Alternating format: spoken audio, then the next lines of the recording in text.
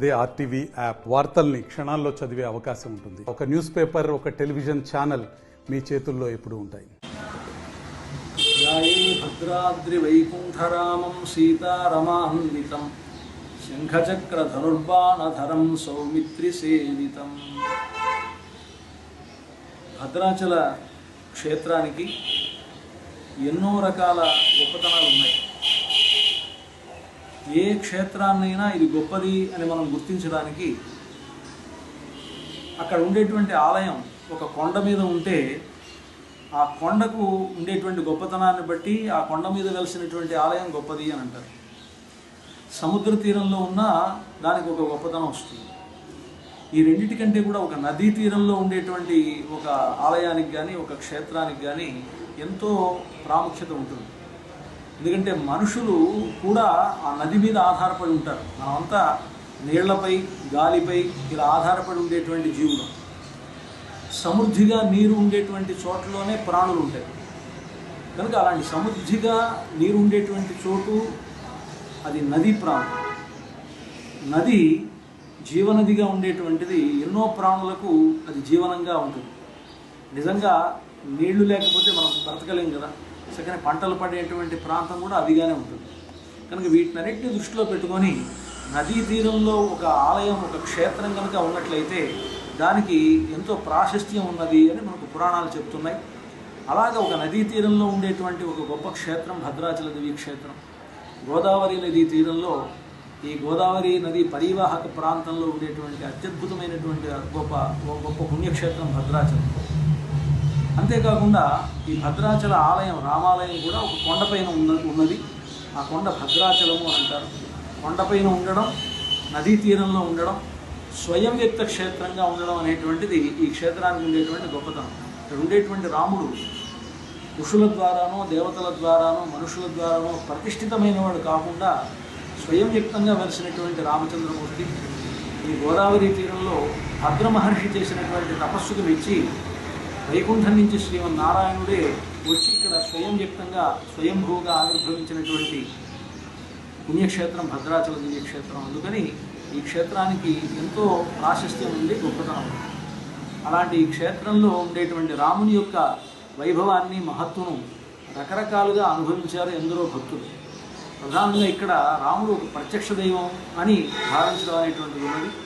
ప్రధానంగా ఇక్కడ రామదాసు గారు ఇక్కడ ఆలయం కట్టిన తర్వాత ఆయనకు రాముడు ప్రత్యక్షమై ఆయన్ను కాపాడాడు.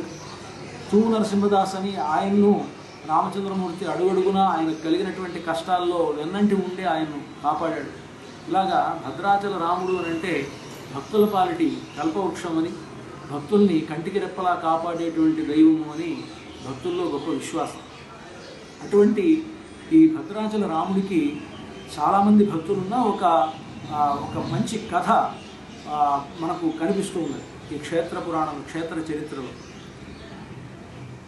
నెల్లూరు ప్రాంతం నుండి ఇక్కడికి ఒక తహసీల్దార్గా ఒక వ్యక్తి వచ్చాట 1880 ప్రాంతాల్లో. ఆయన ఇక్కడ తహసీల్దార్గా ఉన్నప్పుడు రాముల వారికి మంచి కిరీటం తయారు చేద్దాం అనుకున్నాడు, రవ్వల కిరీటాన్ని. ఆ కిరీటాన్ని రకరకాలైనటువంటి రవ్వలతోటి పొదిగి, అంటే వజ్రాలతోటి పొదిగినటువంటి వైరముడి కిరీటాన్ని ఆయన తయారు చేయించిన తర్వాత దాంట్లో మధ్యలో ఒక మంచి రాయితో పొదగాల్సి ఉన్నది.